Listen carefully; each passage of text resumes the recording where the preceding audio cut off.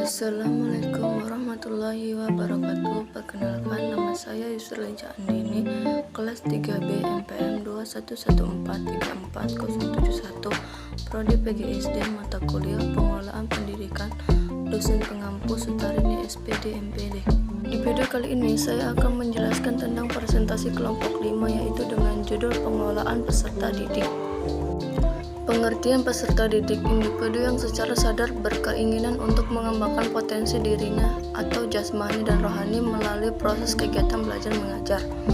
Pengertian pengelolaan peserta didik: layanan yang memusatkan perhatian pada pengaturan, pengawasan, dan layanan siswa di kelas dan di luar kelas, seperti pengenalan atau orientasi, pendaftaran, layanan individual, pengembangan keseluruhan, kemampuan, minat, kebutuhan, sampai ia matang di sekolah.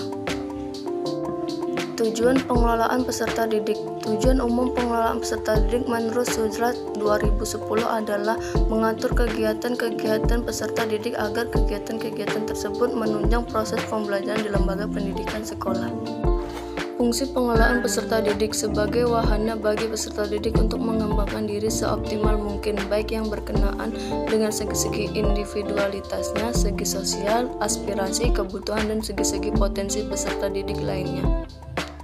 Tahapan dalam pengelolaan peserta didik: yang pertama, analisis kebutuhan peserta didik; kedua, rekrutmen peserta didik; ketiga, seleksi peserta didik; keempat, orientasi calon peserta didik; kelima, penempatan peserta didik; keenam, pembinaan dan pengembangan peserta didik; ketujuh, pencatatan dan pelaporan kemajuan peserta didik; kedelapan, kelulusan dan alumni. Prinsip pengelolaan peserta didik: pertama, pengelolaan peserta didik dipandang sebagai bagian dari keseluruhan manajemen sekolah. Kedua, segala bentuk kegiatan pengelolaan peserta didik haruslah mengembangkan misi pendidikan dalam rangka mendidik para peserta didik. Ketiga, kegiatan-kegiatan pengelolaan peserta didik haruslah diupayakan untuk mempersatukan peserta didik yang mempunyai aneka ragam latar belakang dan punya banyak perbedaan. Keempat, kegiatan pengelolaan peserta didik haruslah dipandang sebagai upaya pengaturan terhadap pembimbingan peserta didik.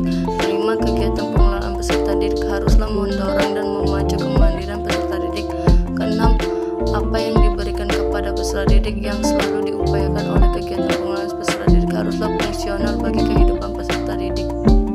Dasar hukum pengelolaan peserta didik: yang pertama, Undang-Undang Dasar 1945 alinea keempat yang mengamanatkan mencerdaskan kehidupan bangsa.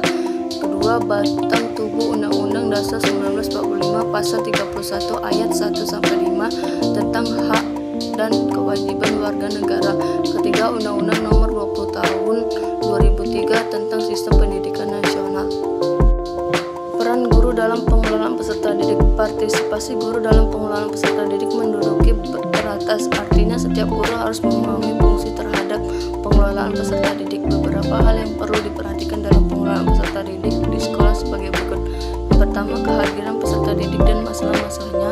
Kedua, penerimaan, orientasi, klasifikasi, dan petunjuk bagi peserta didik baru tentang kelas dan program studi. Yang ketiga, evaluasi dan pelaporan kemajuan peserta didik. Keempat, program bagi peserta didik yang mempunyai kelainan seperti pengajaran perbaikan dan pengajar luar biasa. Kelima, pengendalian disiplin peserta didik. Keenam, program bimbingan dan konseling. Ketujuh, program kesehatan dan pengamanan. Yang kedelapan, penyelesaian pribadi, sosial, dan emosional peserta didik. Oke, baik, sekian materi atau ringkasan yang saya jelaskan dalam minggu kelima ini. Terima kasih. Assalamualaikum warahmatullahi wabarakatuh.